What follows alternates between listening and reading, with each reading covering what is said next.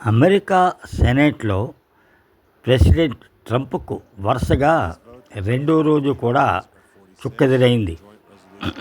ఆయనకు టారిఫ్స్ విధించే అధికారం లేకుండా చేసేందుకు ప్రవేశపెట్టిన తీర్మానానికి డెమోక్రాట్లతో పాటు నలుగురు రిపబ్లికన్లు కూడా మద్దతు తెలపడం ఇక్కడ విశేషం.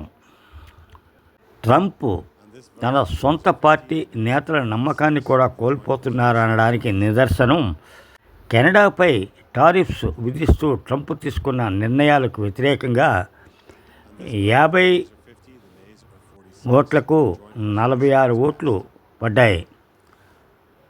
దీంతో ట్రంప్ డైలమాలో పడుతున్నారు. తన మాట చెల్లించుకునేందుకు తన మాట వినని దేశాలపై టారిఫ్స్తో బ్లాక్మెయిలింగ్కు ట్రంప్ పట్ల సొంత పార్టీ నేతలు కూడా నమ్మకానికి కోల్పోతున్నారంటే ఇక్కడ ఆశ్చర్యపోనక్కర్లేదు.